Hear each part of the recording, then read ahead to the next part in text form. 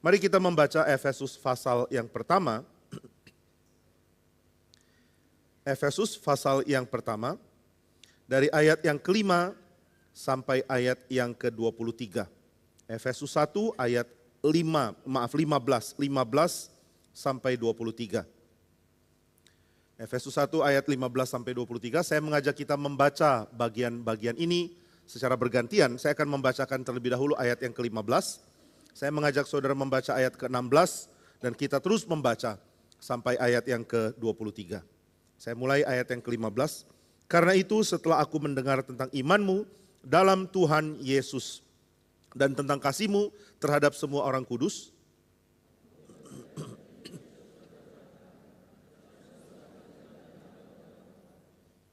dan meminta kepada Allah Tuhan kita Yesus Kristus, yaitu Bapa yang mulia itu, supaya Ia memberikan kepadamu roh hikmat dan wahyu untuk mengenal Dia dengan benar.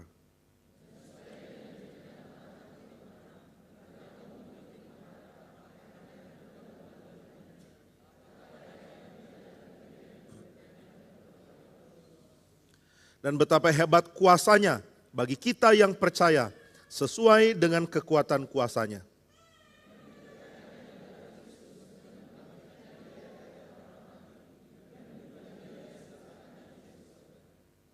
Jauh lebih tinggi dari segala pemerintah dan penguasa dan kekuasaan dan kerajaan dan tiap-tiap nama yang dapat disebut, bukan hanya di dunia ini saja, melainkan juga di dunia yang akan datang.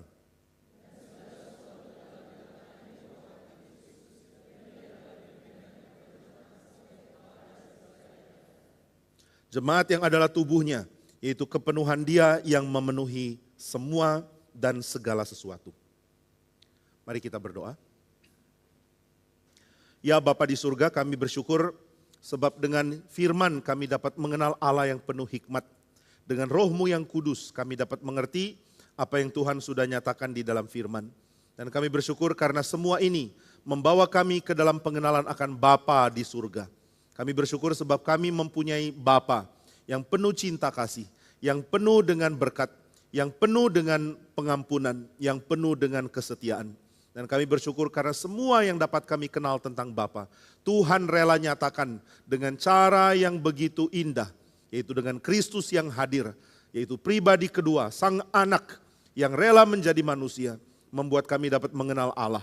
Kami bersyukur karena pengenalan akan Kristus yang Tuhan nyatakan melalui inkarnasi Sang Anak Allah, dapat kami percaya dan dapat kami kenal melalui pekerjaan Roh Kudus yang ada dalam hati kami. Kami mohon Tuhan memberkati kami dengan segala pengertian yang kami dapat peroleh dari ayat-ayat Alkitab dan dari pertolongan Roh-Mu yang kudus. Sehingga kami dapat mengenal Tuhan dan kami dapat bersyukur dan bersuka cita di dalam hidup.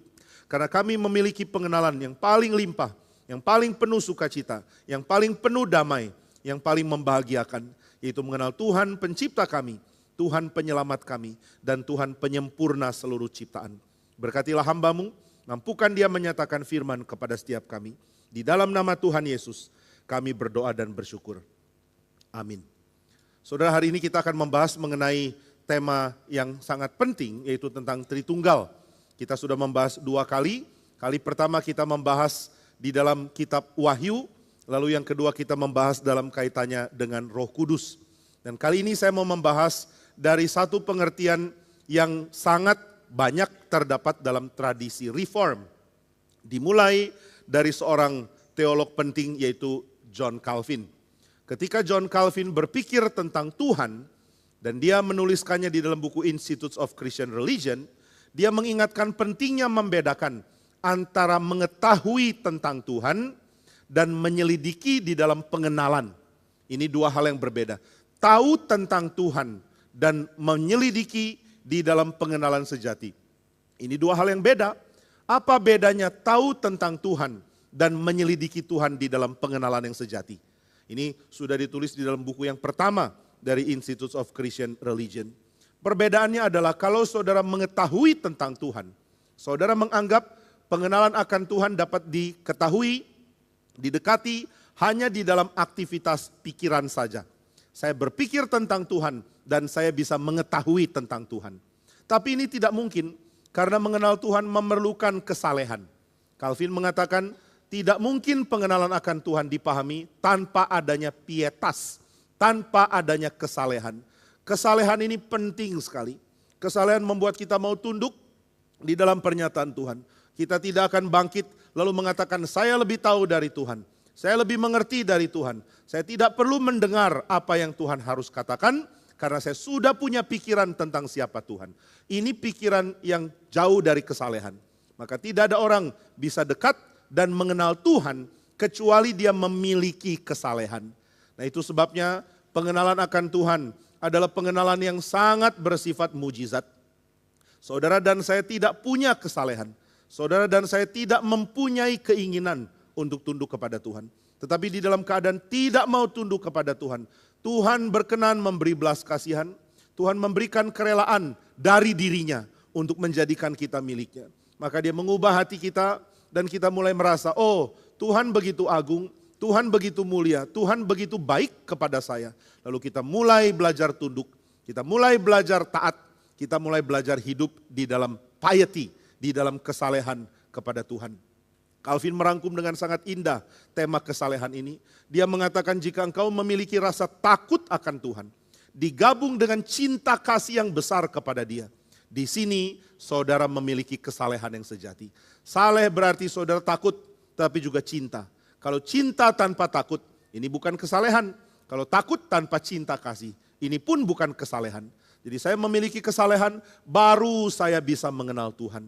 Berarti Tuhan yang saya kenal adalah Tuhan yang hanya mungkin dikenal secara relasi. Karena aku mencintai Dia dan aku mau belajar tunduk dan aku mau belajar taat kepada Dia, maka aku dapat mengenal Tuhan.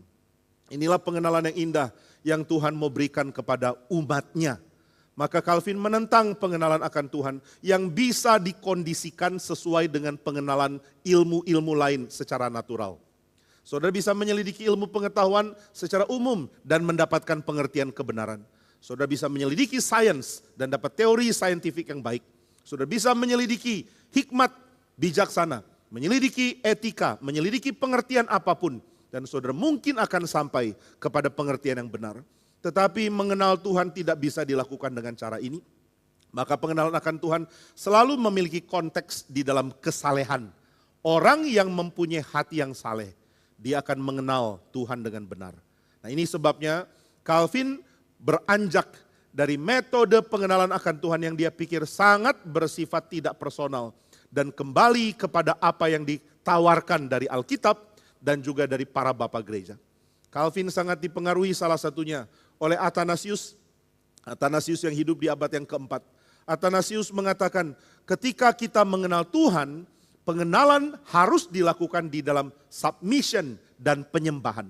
Saya mengenal Tuhan di dalam konteks penyembahan.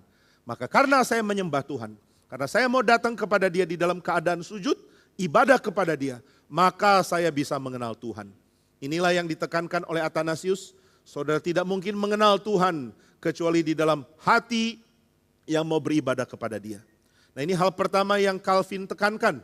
Lalu hal kedua yang dia ingatkan mengenai mengenal Tuhan adalah Tuhan hanya dikenal melalui pernyataan dirinya, melalui firman, baru kita bisa mengenal kelimpahan pernyataan dirinya di dalam alam ciptaan. Nah, ini yang dirumuskan di dalam dua hal dalam teologi reform. Yang pertama adalah wahyu umum. Di dalam wahyu umum Tuhan menyatakan dirinya di dalam ciptaan, di dalam alam, di dalam matahari, di dalam bulan bintang, di dalam seluruh ciptaan ada tanda kemuliaan Tuhan yang Tuhan berikan. Inilah tanda yang Calvin katakan sebagai fingerprint dari Tuhan yang ada di semua tempat. Saudara memandang kemanapun, saudara akan melihat ada percikan kemuliaan Tuhan di setiap bagian ciptaan. Tapi ini hanya mungkin diketahui kalau saudara sudah mengenal Dia lewat wahyu khusus. Wahyu khusus membuka kita untuk melihat wahyu umum. Nah ini satu gambaran yang bagi saya sangat penting dari pikiran Calvin. Belakangan kita melihat wahyu umum sebagai tarikan dari Tuhan untuk orang akhirnya mengenal wahyu khusus. Tapi Calvin tidak punya gerak seperti itu di dalam pengertian dia. Calvin mengatakan wahyu khusus adalah cara untuk kita mengagumi wahyu umum dengan benar. Wahyu khusus adalah panduan untuk kita mengenal Tuhan di dalam hal yang bersifat umum, di dalam His general revelation. Nah itu sebabnya waktu saya mau kenal Tuhan, saya tidak mungkin kenal Tuhan tanpa firman-Nya di dalam gereja melalui pimpinan Roh-Nya yang kudus. Tuhan berfirman, maka saya dapat mengenal Dia. Kenapa mesti tunggu Tuhan berfirman? Kenapa kita tidak bisa berpikir tentang Dia sendiri dan akhirnya menemukan konklusi, oh Tuhan seperti ini. Calvin mengatakan, karena kalau Tuhan tidak berfirman, berarti Dia tidak sedang membatasi diri untuk dikenal. Tapi kalau Dia berfirman, waktu Dia berfirman bahkan, Dia sedang batasi diri supaya kita bisa mengenal Dia dengan cara yang sesuai dengan keterbatasan pikiran kita. Ini bagi saya satu teori yang sangat indah, satu teologi yang sangat indah. Bagaimana bisa mengenal Tuhan? Hanya kalau Tuhan rela merendahkan diri, baru kita bisa kenal Dia. Kalau Tuhan tidak peduli kita, Dia tidak perlu memperkenalkan diri. Dia kalau lihat manusia mungkin dia sudah sangat lelah dan capek. Dan mengatakan saya tidak mau lagi berurusan dengan manusia. Ini berkali-kali dinyatakan di dalam kitab suci. Di dalam kitab Keluaran, Tuhan mengatakan kepada Musa, saya tidak mau lagi berurusan dengan mereka. Saya lelah. Kenapa Tuhan lelah? Karena mereka mempunyai hati yang membuahkan kecenderungan jahat semata-mata. Semua mereka cuma pikir diri sendiri. Gak pernah pikir orang lain, gak pernah pikir keadilan, gak pernah pikir kepantasan. Cuma diri yang penting. Kalau terus cuma pentingkan diri, terus cuma anggap diri yang harus dijadikan fokus dalam hidup, maka Tuhan tidak mau lagi berurusan dengan kita. Tuhan menciptakan kita untuk mempunyai relasi di mana kita memberi diri untuk Tuhan, supaya Tuhan pakai kita di dalam kekudusan menjadi berkat bagi orang lain. Tapi kalau ini tidak ada dalam pandangan kita, Tuhan mengatakan di dalam kitab suci, Tuhan lelah berurusan dengan orang yang keras hati. Tuhan lelah berurusan dengan umat yang tegar tengkuk. Mari jangan jadi tegar tengkuk. Sudah di kebaktian yang kedua saya berbicara tentang tegar tengkuknya Firaun. Diberi tulah demi tulah, dia tidak mau dengar, dia tidak mau peduli. Akhirnya dia mendatangkan kehancuran bagi dirinya dan bagi orang Mesir yang dia pimpin. Ini pemimpin baik? Bukan. Ini pemimpin buruk? Ini pemimpin egois? Ini pemimpin yang cuma pikir diri. Sehingga dia menghancurkan rakyatnya oleh karena dia keras hati menolak Tuhan. Nah maka saudara sekalian, kita dengar Tuhan, kita tahu Tuhan tidak mau berurusan dengan kita yang sebenarnya jahat. Tapi dengan belas kasihan yang besar, dia terus memberi kesempatan demi kesempatan. Dia mengatakan, mari kembali, aku akan lembutkan hatimu. Aku akan memasukkan perjanjianku ke dalam hatimu. Dan inilah yang Tuhan berikan kepada umatnya. Maka kita mengalami pengenalan akan Tuhan yang penuh sejahtera, penuh berkat. Karena dia mengundang kita untuk datang kepada dia. Maka di dalam pengenalan akan Tuhan yang seperti itu, kita makin kagum, kita makin heran, dan kita makin senang berelasi dengan dia. Kenapa bisa senang? Karena ternyata dia rela turun di tempat kita berada. Saudara, ketika saudara baca di dalam kitab Keluaran, Musa mesti naik gunung untuk bertemu Tuhan. Harap kita juga tahu bahwa Tuhan harus turun dari sorga untuk berjumpa dengan Musa di atas gunung. Dan perjumpaan Tuhan di atas gunung dengan Musa bukan perjumpaan yang final. Karena setelah itu Tuhan turun lebih rendah lagi untuk ada di kemah suci. Tuhan dari sorga pergi ke gunung Sinai. Dari gunung Sinai dia pergi ke kemah suci. Ini adalah kerelaan turun yang besar sekali dari Tuhan. Maka supaya kita bisa kenal Tuhan, Tuhan merendahkan diri. Supaya kita bisa kenal Tuhan, Tuhan membatasi diri. Dia menyatakan diri kepada kita dengan cara yang kita bisa terima. Inilah yang menjadi prinsip di dalam tradisi reform. Itu sebabnya tradisi reform menjadi bagian penting di dalam sejarah dunia pendidikan. Saya tidak mengatakan bahwa pendidikan dimulai dari tradisi reform, tetapi tradisi reform mempopulerkan dunia pendidikan dengan semangat inkarnasi. Inkarnasi yaitu kerelaan Tuhan turun menjadi manusia. Ini semangat yang membuat dunia pendidikan bisa begitu maju, karena saya yang punya pengertian. Saya akan bahasakan pengertian saya dengan cara yang diterima dengan mudah oleh orang yang belum punya pengertian seperti saya. Inilah dasar dari dunia pendidikan. Saya berbicara dengan anak kecil. Saya tidak boleh berpikir anak kecil harus berpikir seperti saya. Saya mesti berpikir seperti anak kecil berpikir. Demikian ketika orang berkhotbah, dia mesti berpikir bagaimana manusia berpikir secara umum. Baru dia bisa memberikan firman dan akhirnya memberikan kebenaran. Tetapi setelah memberi kebenaran, maka orang yang dapat kebenaran akan mulai naik. Jadi Tuhan rela turun untuk mengangkat kita naik. Tuhan memberikan dirinya secara terbatas dan juga secara inkarnatif rela turun supaya kita bisa diangkat naik. Nah inilah yang penting di dalam dunia pendidikan. Saya merendahkan diri supaya engkau bisa mengerti. Dan setelah engkau mengerti, engkau ada di dalam level yang bertambah karena pengertian yang diperoleh. Nah ini sesuatu yang kita pelajari dari Tuhan. Jadi semua berasal dari Tuhan. Bagaimana mengerti relasi dari Tuhan. Bagaimana mengerti dunia pendidikan juga dari Tuhan. Bagaimana mengerti transfer ilmu pengetahuan juga dari Tuhan. Nah saudara, ada orang yang mempunyai bakat mengajar begitu besar. Dia mesti tahu, dia mendapatkan itu dari Tuhan. Ada orang yang mempunyai kepintaran ilmu pengetahuan, tapi dia tidak tahu bagaimana membagikan kepada orang lain yang belum mengerti. Dia perlu belajar dari Tuhan mengenai bagaimana mengajar, bagaimana memberi diri untuk membuat orang mengerti kebenaran. Nah jadi Tuhan rela membatasi diri, Tuhan rela merendahkan diri supaya dia ada di dalam level yang sama dengan kita dan kita bisa mengenal dia. Ini mirip dengan kalau saudara bicara dengan anak kecil ya. Saudara akan jongkok mungkin supaya saudara berada di dalam level mata yang tidak jauh dari anak. Lalu saudara akan bicara dengan dia dengan cara yang dia bisa mengerti. Ini namanya semangat inkarnasi. Nah inkarnasi lain dengan reinkarnasi ya. Reinkarnasi itu Hindu, inkarnasi itu Kristen. Nah inkarnasi Kristus menjadi prinsip penting untuk kita mengenal kebenaran. Nah ini yang Calvin sadari, Tuhanku merendahkan diri, maka saya dapat mengenal dia. Tuhanku memberi diri kepada saya, baru saya bisa kenal dia. Prinsip pemberian diri ini tidak ada di dalam agama lain. Kalau saudara bilang, bukankah agama lain mengajarkan? Maka saya akan mengatakan agama lain mungkin mengajarkan Tuhan yang rela merendahkan diri. Tapi kekristenan mengajarkan tentang pribadi kedua yang rela menjadi manusia. Ini tidak ada di dalam agama lain, yaitu Tuhan yang rela jadi manusia untuk menjadi wakil dari seluruh manusia. Memberi keselamatan bagi mereka yang diwakili oleh dia. Supaya semua dapat kembali kepada Bapa di surga. Inilah gambaran indah bukan main. Mari belajar kekristenan dengan sungguh-sungguh. Mari mengenal Tuhan dengan cara yang sungguh. Mari kenal dia seperti Tuhan mau dikenal. Sehingga kita makin mengagumi dia. Nah itu sebabnya Tuhan rela merendahkan diri. Dia menyatakan diri supaya kita mengenal dia. Dan inilah pengenalan yang sejati. Pengenalan yang sejati harus dimulai dari kesalehan kita.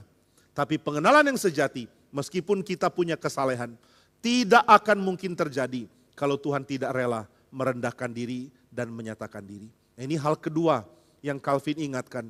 Saya hanya bisa mengenal Tuhan kalau Tuhan membatasi dirinya. Dan bagaimana cara dia membatasi diri?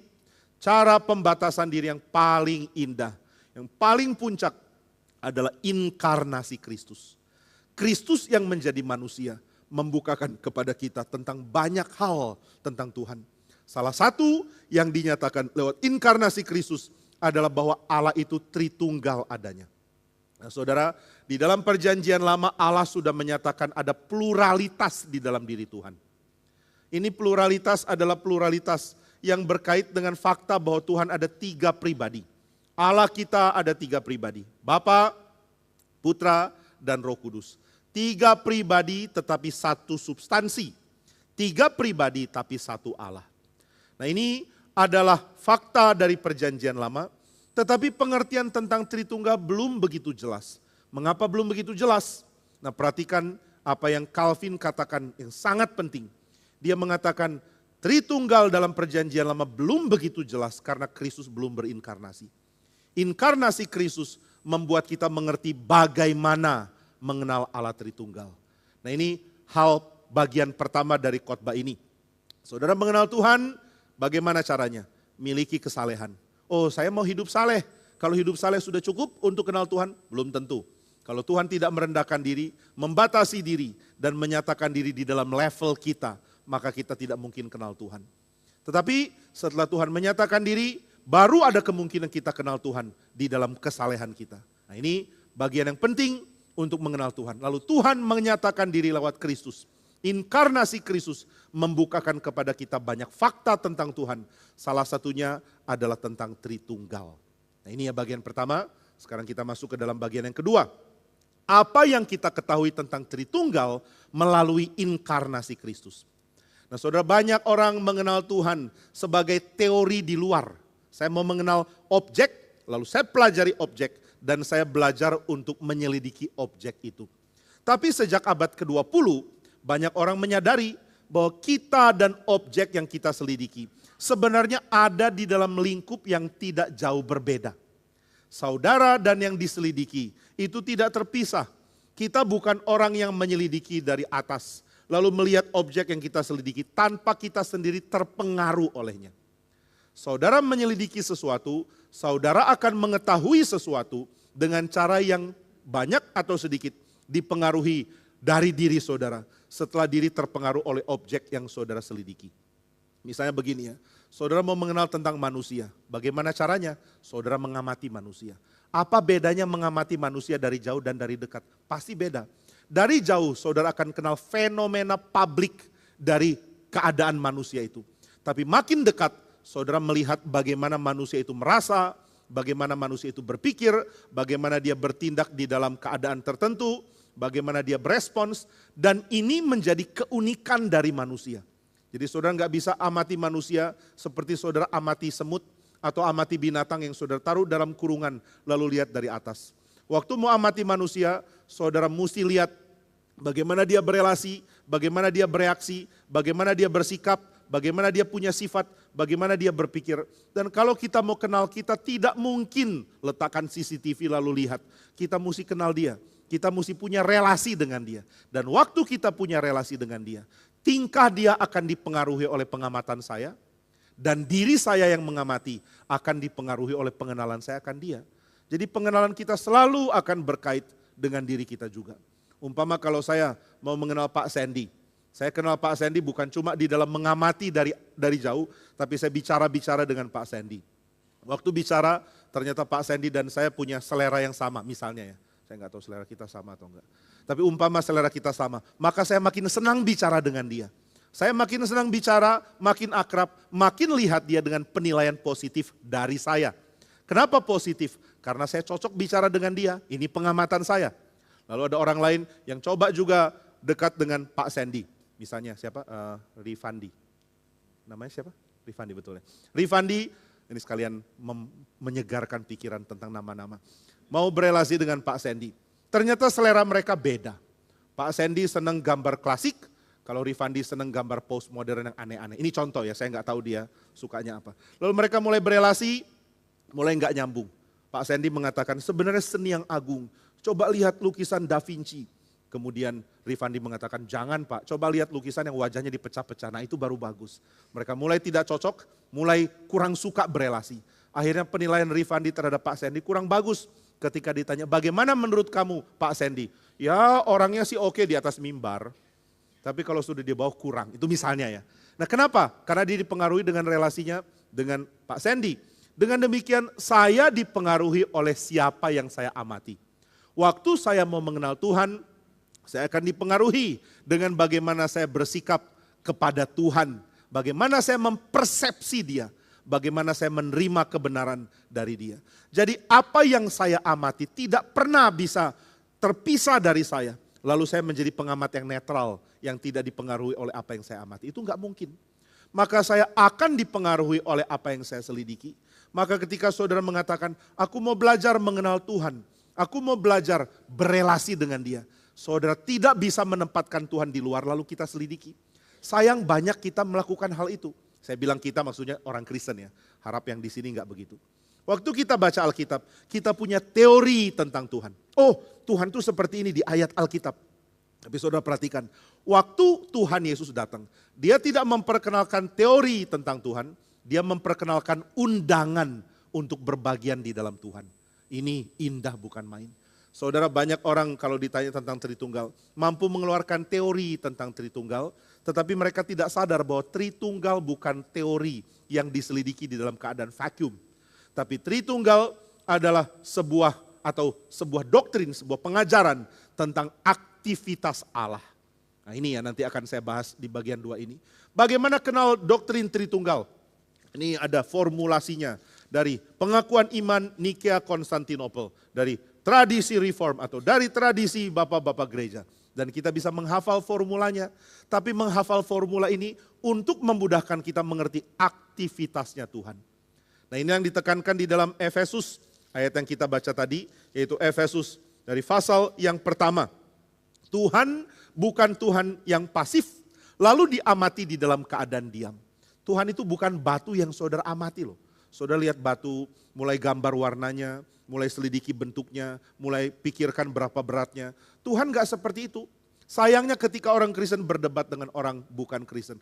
Orang bukan Kristen mau memahami Tuhan atau doktrin Tritunggal seperti dia memahami teori tentang batu atau tentang alam. Ini jadi sesuatu yang orang Kristen sulit untuk temukan jalan bisa berdiskusi. Lalu sayangnya orang Kristen pun menjawab orang bukan Kristen dengan teori tentang Tritunggal yang sifatnya juga membingungkan. Ketika orang bukan Kristen tanya, Allahmu berapa orang sih? Orang Kristen mengatakan, Allah kami adalah satu Allah. Oh, dari dulu dong ngomong, berarti kita sama. Islam percaya Allah itu Esa. Kristen juga percaya Allah itu Esa. Jadi orang Kristen dan Islam sama dong. Tapi orang Kristen lanjut mengatakan, tapi kami percaya di dalam keesaan Allah ada 3 pribadi. Wah ini bikin yang Islam jadi bingung. Jadi 3 atau 1? Nah kita akan menjawab sesuai dengan pengakuan iman. Ini cara penginjilan yang baik ya. Yaitu jawab berdasarkan pengakuan iman. Baru berikan penjelasan. Kami percaya secara substansi Allah itu Esa. Secara pribadi Allah itu 3. 3 pribadi, 1 Allah. Jadi secara pribadi 3 pribadi. Secara substansi Allah 1 Allah. Nah ini membuat orang yang bukan Kristen mulai meragukan kemampuan berlogika kita gitu ya. Loh kamu ini gimana mengertinya? Kenapa 1, 3, 3, 1 itu dicampurkan dengan sedemikian? Kita mengatakan bukan dicampurkan. Saudara sebenarnya kalau menggunakan istilah yang dikemukakan di dalam pengakuan iman. Yaitu substansi dan juga pribadi. Gak ada masalah lagi. Kita tidak benturkan antara pribadi dan substansi. Kita nggak pernah bilang Tuhan itu 1 pribadi. Kita bilang dia 3 pribadi. Kita nggak pernah bilang Allahku kadang 1 pribadi, kadang 3 pribadi. Nggak pernah. Tapi kita nggak pernah juga mengatakan Allahku kadang 1 Allah, kadang 3 Allah. Enggak. Kita secara konsisten mengatakan Allah itu adalah 1 secara substansi. Dari kekal sampai kekal. Allah itu 3 secara pribadi. Juga dari kekal sampai kekal. Nah ini yang kita harus pahami. Tapi waktu kita memberikan penjelasan, lalu kita mau coba cari dari Alkitab, mana ya penjelasan tentang Tritunggal? Sebenarnya kita menemukan penjelasan tentang Tritunggal ada di dalam penjelasan tentang karya Allah. Allah yang sedang aktif bekerja. Itu sebabnya waktu saudara membaca Efesus 1, Paulus mengatakan saya doa supaya kamu mengerti kemuliaan Kristus. Kenapa? Karena saya minta kepada Allah yaitu Bapa di surga. Supaya dia memberikan kepadamu roh hikmat, roh kudus. Supaya engkau mengenal Kristus yang ditinggikan, yang diberikan segala sesuatu dia menjadi kepala. Yang kepadanya jemaat diberikan, lalu bagi jemaat dia diberikan. Ini gambaran yang indah tentang Tritunggal. Paulus tidak hanya menjelaskan secara teori, dia menjelaskan bagaimana karya Allah itu sesuatu yang sangat dia andalkan untuk mengenal Tuhan. Tuhan berkarya, Tuhan sedang bekerja, Tuhan beraktivitas. Nah ini yang harus kita lihat bahwa Allah Tritunggal dinyatakan lewat Kristus dan yang Kristus kerjakan di dalam dunia. Memperkenalkan siapa Bapa dan siapa Roh melalui pekerjaan yang Bapa dan Roh lakukan di dalam Kristus. Nah ini gambaran yang indah. Saudara menjadi orang yang mulai mengenal Tuhan bukan cuma secara teori. Tapi saudara mulai mengenal bagaimana Tuhan berkarya. Dan dari mengenal karya Tuhan, saudara tahu ada kemungkinan untuk saya berbagian. Karena Tuhan yang bekerja adalah Tuhan yang bekerja untuk memanggil kita berbagian di dalam Dia. Nah maka ketika orang ditanya bagaimana mengenal Tritunggal, orang bisa mengatakan saya mengenal Tritunggal melalui karya mereka. Apa yang dilakukan oleh pribadi kedua, apa yang dilakukan oleh Bapa yaitu pribadi pertama, apa yang dilakukan oleh pribadi ketiga. Ketiga pribadi mempunyai karya yang satu adanya. Masing-masing pribadi bekerja di dalam peran yang tidak mungkin terpisah dari pribadi yang lain. Nah itu sebabnya di bagian kedua ini saya minta kita mengerti bahwa mengenal Tritunggal bukan mengenal satu objek yang statis. Tapi kita mengenal Allah yang sedang berkarya, yang sedang bekerja, yang sedang melakukan tindakannya untuk melibatkan kita di dalam Dia. Nah, saya memberikan beberapa contoh untuk kita mengerti hal ini. Saudara, ketika mengenal manusia, lalu saudara mengenal dia di dalam cara di mana saudara terlibat dengan sangat erat, saudara akan kenal dia di dalam pengenalan yang indah sekali. Ini seperti seorang anak yang kenal orang tuanya. Ketika seorang anak ditanya, bagaimana engkau kenal orang tua? Dia akan mengatakan, oh papa kerja di kantor, mama bimbing saya untuk mengenal Tuhan dan lain-lain. Saudara akan mengungkapkan bagaimana pengenalan akan orang tua adalah pengenalan terhadap karya mereka, di mana saudara terlibat di dalamnya. Karya yang mereka kerjakan menjadi berkat bagi saya. Papa dan mama beraktivitas dan aktivitas mereka membuat saya mendapatkan berkat. Ini yang disadari oleh anak. Anak tidak akan mendeskripsikan orang tuanya secara teknis, tapi dia akan mendeskripsikan orang tuanya di dalam keterlibatan dia. Papa mamaku melakukan keputusan ini, menjalankan ini, dan mengambil langkah ini supaya keluarga kami jadi makin baik. Dan ini dinikmati oleh anak. Jadi anak ada di dalam relasi dengan orang tuanya, dan dia lihat orang tuanya sebagai dua orang yang bekerja dan menjalani hidup demi dia juga. Nah, ini namanya keterlibatan di dalam mengenal. Ini tidak mungkin dimiliki oleh tetangga. Ini tidak mungkin dimiliki oleh orang luar. Saya pernah ceritakan kepada saudara contoh yang diberikan oleh C.S. Lewis. Ada dua rumah, kelihatan dari jendela aktivitas di dalamnya. Ada satu rumah orang sedang memberi makan seorang anak. Di rumah yang lain ada seorang papa yang mau pukul anaknya. Nah, sepertinya yang satu ini papa yang jahat, yang satu baik. Tapi C.S. Lewis mengatakan ternyata rumah yang satu adalah rumah seorang penculik. Dia baru menculik anak dan dia kasih makan anaknya supaya anaknya tidak ketakutan. Sedangkan rumah yang satu ada seorang ayah mendisiplin anaknya. Baru kita tahu yang satu lebih baik dari yang lain. Yang memukul anak lebih bagus dari yang kasih makan. Karena yang kasih makan bukan orang tua, tapi dia penculik yang mau culik anak. Sedangkan yang pukul anak, dia pukul dengan cinta kasih karena dia mencintai anaknya. Nah, di sini kita bisa melihat pengamatan dari jauh tidak memberikan kita pengenalan. Pengamatan terlibat di dalam relasi, ini yang membuat kita mengenal. Nah, itu sebabnya jangan pahami Tritunggal di dalam karya abstrak mereka. Bagaimana mengenal Tritunggal? Oh, Allah seperti ini. Apa kaitannya dengan kamu? Enggak tahu, enggak bisa. Saudara harus mengenal Tuhan di dalam kaitannya dengan karyanya kepada kita. Apa yang dia kerjakan bagi kita. Apa sih yang Tuhan kerjakan? Tuhan mengerjakan begitu banyak hal yang memberkati manusia. Tuhan mencipta supaya manusia bisa menikmati dia melalui ciptaan yang dia buat. Tuhan menolong kita di dalam kejatuhan untuk kita mengetahui Allah adalah Allah yang penuh kesabaran.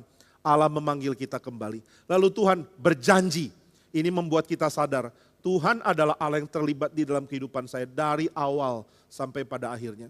Saudara Paulus ketika bertobat dia baru sadar Tuhan senantiasa bekerja melalui dia di dalam berkat yang dia mau bentukkan kepada Paulus. Tuhan bekerja memanggil dia menjadi rasul dan Tuhan sudah mulai pekerjaannya sejak dia ada di dalam kandungan.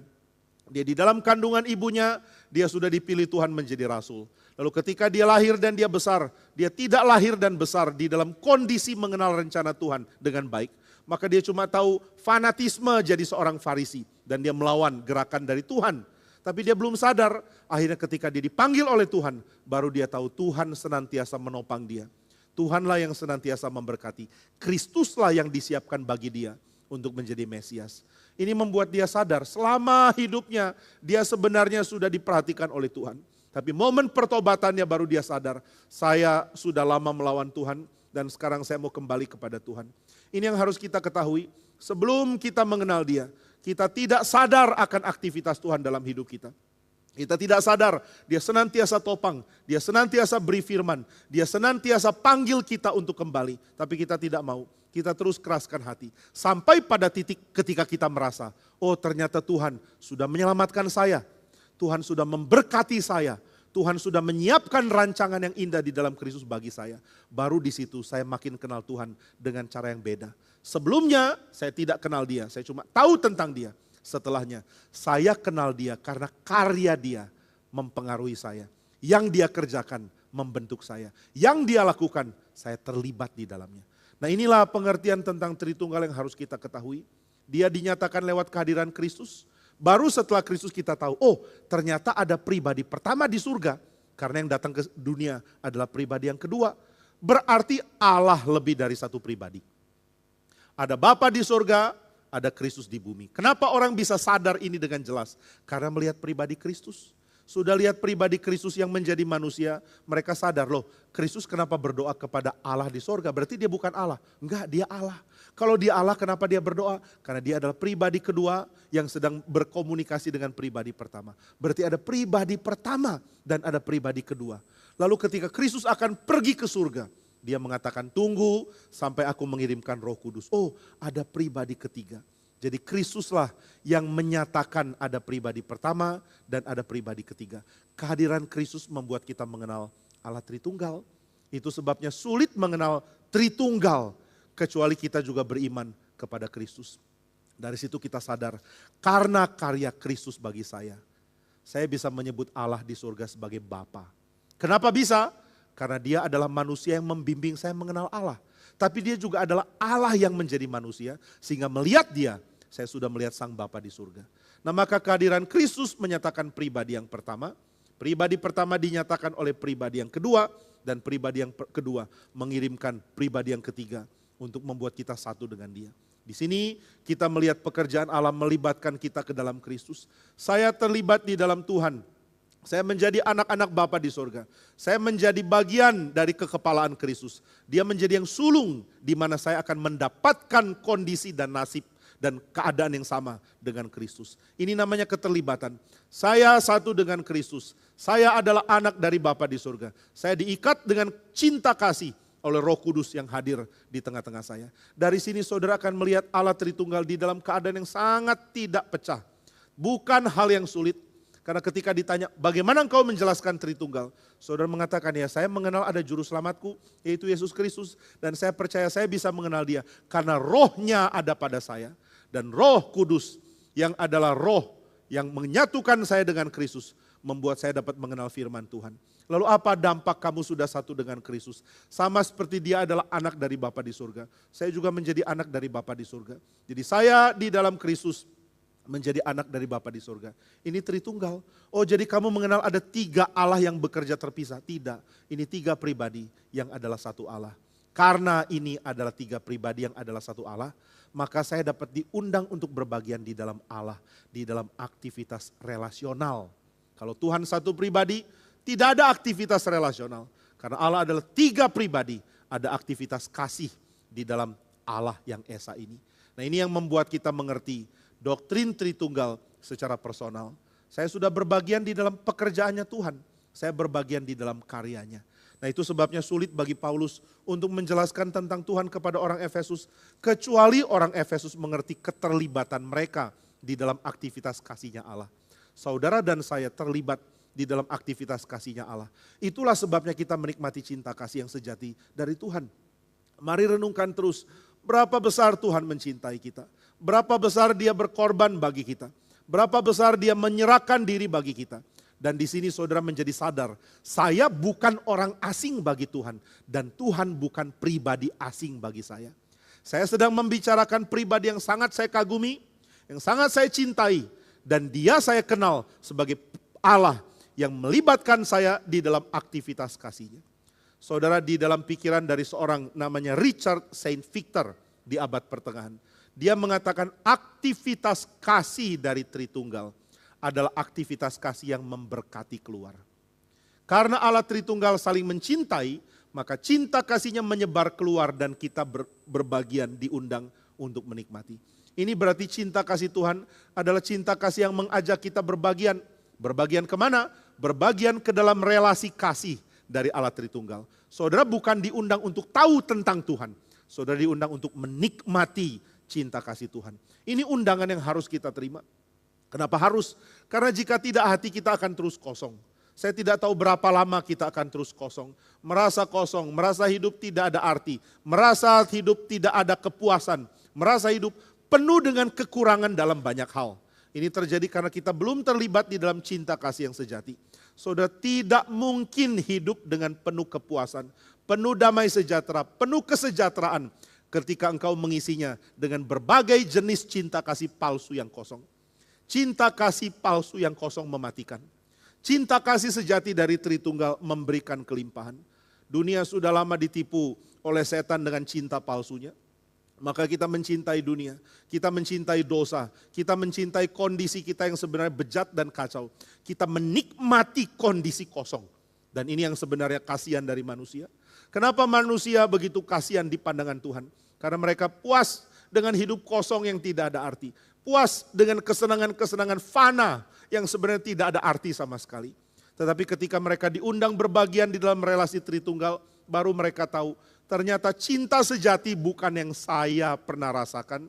Cinta sejati adalah cintanya Tuhan. Karena cintanya Tuhan, maka dia menciptakan seluruh ciptaan di dalam kondisi yang harmonis dan begitu indah. Karena cintanya Tuhan, meskipun ciptaan sudah rusak karena dosa, dia tetap mau mencintai dan mengasihi manusia. Saudara, ada satu orang tanya sama saya, kalau Tuhan mencipta begitu baik, kenapa banyak keburukan terjadi di dalam dunia? Salah satu yang menyebabkan keburukan adalah kejatuhan manusia. Setelah manusia jatuh dalam dosa, alam turut kehilangan kemuliaan Tuhan. Kemuliaan Tuhan masih dinyatakan, tapi tidak lagi penuh. Tuhan menarik dirinya, sehingga tidak lagi secara penuh hadir di tengah-tengah dunia. Berarti yang dirugikan oleh dosa manusia termasuk ciptaan. Ciptaan mengalami keadaan kacau dan rusak. Saudara, Allah menciptakan ciptaan di dalam Kejadian 1. Dari kacau menjadi teratur. Dari gelap menjadi terang, dari penuh dengan keadaan rusak menjadi penuh dengan struktur yang indah dan yang berlimpah. Tapi setelah Tuhan menciptakan sedemikian bagus, ciptaan kembali turun menjadi buruk karena dosa manusia. Ini saudara bisa baca di dalam Yesaya 24. Di situ dikatakan ciptaan balik ke dalam kondisi yang rusak. Dan ini menyedihkan hati Tuhan. Saudara, kalau mempunyai sebuah barang yang saudara sayang, mungkin itu peninggalan dari orang tua saudara atau siapapun. Saudara sangat mencintai barang ini, mungkin sebuah arloji atau apapun. Lalu dipinjam orang dan orang itu rusakkan barang ini. Saudara pasti sedih sekali. Lihat barang yang saudara sayang dirusak oleh orang. Demikian Tuhan lihat ciptaan. Ciptaan begitu rusak, alam begitu penuh dengan kebobrokan. Dan saudara harus sadar, Tuhan sedih melihat kondisi ini. Kalau Tuhan mau marah dia akan tanya, siapa penyebab alam begini rusak? Oh, kejatuhan manusia. Kalau gitu Tuhan harusnya membenci manusia. Tapi Tuhan mengatakan, aku mau merancang keselamatan bagi kamu. Dari tengah kekacauan, aku akan munculkan kembali damai sejahtera. Jadi Tuhan adalah Allah yang bertahan di dalam sakit hatinya demi pengampunannya kepada kita. Dia bertahan di dalam sakit hatinya demi pengampunannya kepada kita. Tuhan mau panggil kita, mari jangan abaikan dia. Jangan tolak dia. Jangan hidup dengan kesenangan palsu yang tidak membuahkan apa-apa di dalam hidup kita. Banyak kesenangan yang tidak jelas dilakukan, merugikan kita dengan sangat. Saya ingat satu orang yang sangat berpotensi menjadi seorang atlet main sepak bola. Saya kenal dia ketika kami ada di tempat kuliah. Dia seorang yang sangat jago main sepak bola. Lalu kami kadang-kadang main satu tim, dan kalau ada dia di tim kami senang bukan main. Karena sepertinya satu orang bisa mengalahkan 11 lawan. 11 orang yang jadi lawan kami. Sangat berbakat, sangat jago. Tapi dia tidak pernah peduli hidupnya. Dia terus merokok, dia terus begadang, dia terus tidak pelihara kondisi fisiknya. Sayang sekali. Saya tanya ke dia, kenapa kamu merokok? Dia mengatakan, saya banyak masalah. Loh, kenapa banyak masalah kok merokok? Ya gimana supaya masalah saya bisa ditenangkan? Ya dengan merokok. Saya mau ada kelegaan, ada consolation, ada perasaan tenang lewat merokok. Nah, banyak orang mengalami perasaan seperti ini. Mengalami perasaan tenang, mengalami perasaan lega, mengalami perasaan sukacita palsu karena mau lari dari permasalahan yang ada. Saya merasa kosong dan saya isi hidup saya dengan rokok. Saya merasa kosong dan saya isi hidup saya dengan yang lain-lain. Begitu banyak tawaran palsu dari setan itu gak ada gunanya. Lalu saya bilang ke teman saya ini, kalau orang lain merokok, kalau orang lain tidak jaga fisiknya, pasti sayang sekali, tapi kamu lebih lagi, karena kamu orang berbakat. Kamu sangat mungkin menjadi orang yang menjadi atlet yang baik. Kenapa kamu buang hidup? Dia bilang karena hidup memang berat, banyak masalah. Saya mau lari dari masalah saya. Saya pikir ini cuma satu contoh dari begitu banyak orang di dunia ini.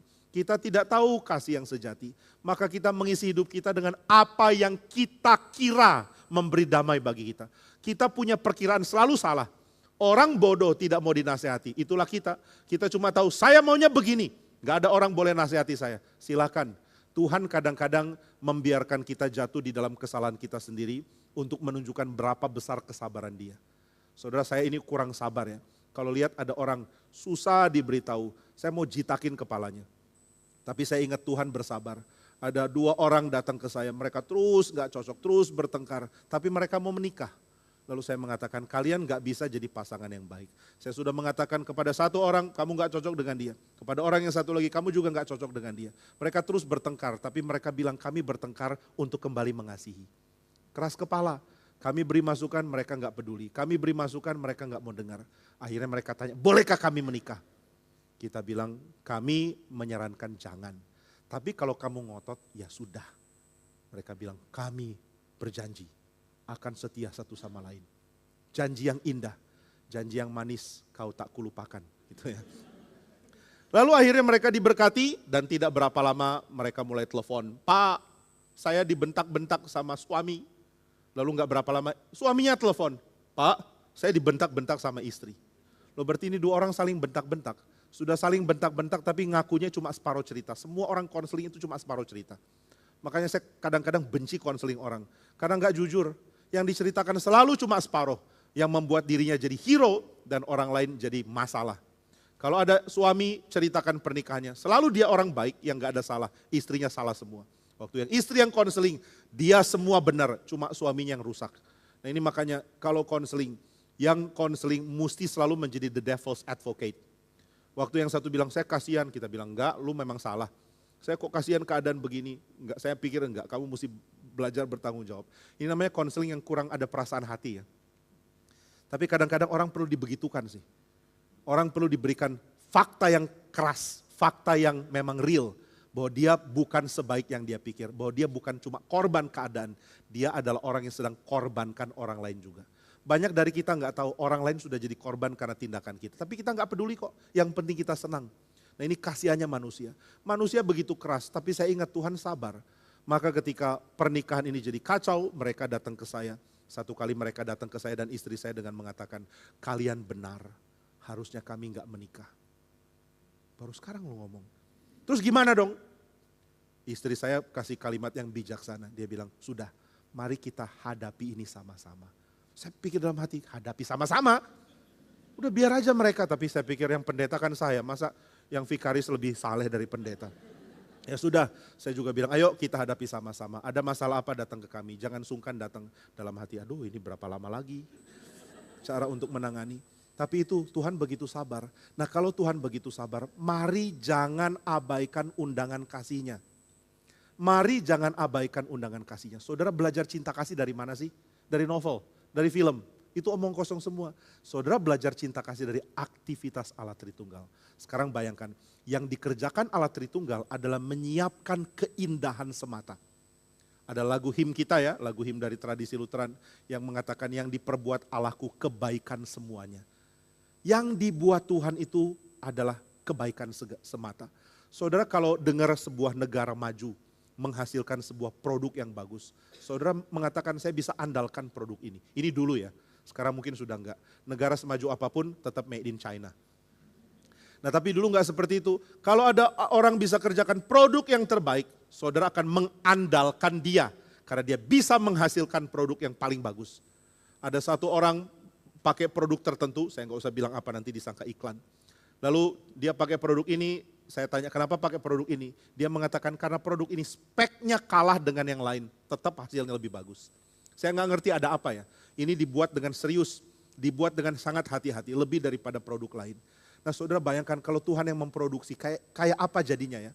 Tuhan adalah Allah yang menciptakan seluruh alam semesta. Dan dia menyatakan aktivitas penciptaannya di dalam kasih-Nya satu sama lain. Bayangkan ketika Bapa menciptakan segala sesuatu bersama dengan Sang Anak, bersama dengan Sang Roh Kudus. Bapa menciptakan segala sesuatu di dalam kerinduan untuk memuliakan Sang Anak. Dan Sang Anak menerima segala pemberian Sang Bapa di dalam kerinduan untuk meninggikan Sang Bapa. Dan Bapa dan Anak menyatakan relasi di dalam keadaan yang menyukakan hati Sang Roh Kudus. Inilah yang dikerjakan Allah Tritunggal. Allah Tritunggal adalah yang sempurna di dalam kasih. Masing-masing pribadi, masing-masing pribadi mampu menyatakan kasih yang sempurna satu sama lain. Tetapi Allah Tritunggal mau undang kita. Allah mencipta kita Dan kemudian undang, mari berbagian di dalam cinta kasihku. Ini yang Paulus katakan, kamu kalau tidak mengalami, sulit mengerti. Karena aku kehabisan kata-kata menjelaskan betapa indahnya cinta Tuhan. Saya tidak punya kefasihan menyatakan berapa agung cinta Tuhan. Tapi saya mau doakan kamu, supaya kamu mengerti berapa besarnya cinta Tuhan melalui mengenal Kristus yang membawa engkau ke dalam pengenalan tentang Tritunggal. Saudara, ini seperti Kristus datang dan mengatakan, kamu mau tahu relasi yang terindah? Relasi apa itu? Relasi bersama Bapakku di dalam rohnya. Itu relasi terindah. Dan dia turun untuk menyatakan itu. Dia mati untuk mengundang kita berbagian.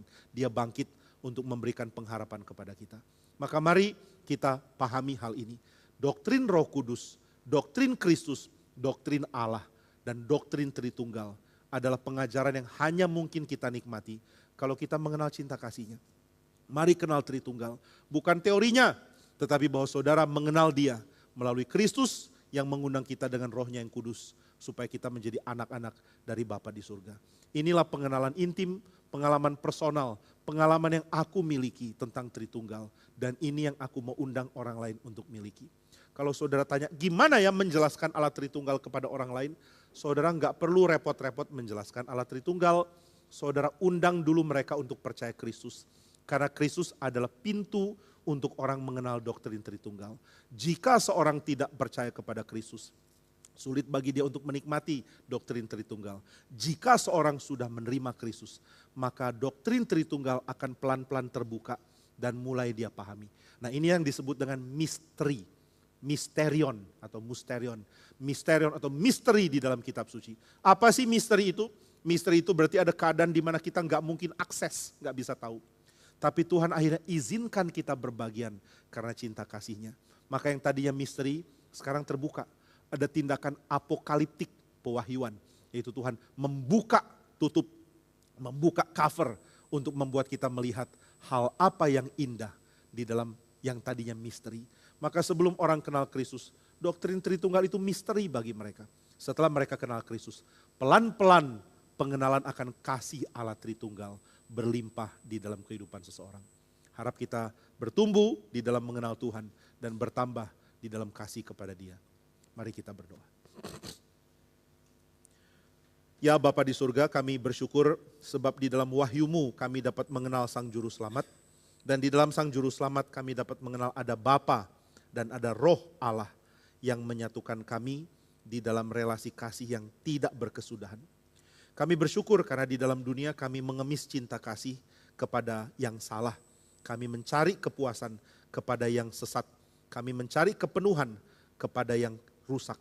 Itulah sebabnya kami tidak menikmati kepenuhan. Tetapi ketika kami datang kepada Tuhan, kami sadar bahwa kasih sejati ada di dalam Tuhan yang mencipta, yang menopang, yang menyelamatkan. Engkaulah tujuan kami bertumbuh. Dan kepadamulah kami mau mempersembahkan hidup, sebab Engkau adalah Allah yang mencintai kami. Dan cinta kasih-Mu begitu besar diberikan, dicurahkan. Sehingga kami berbagian di dalam relasi kasih dari Tritunggal. Tolonglah kami untuk mengenal apa yang kami sudah miliki ini, sehingga kami makin mengagumi Tuhan kami. Di dalam nama Tuhan Yesus kami berdoa. Amin.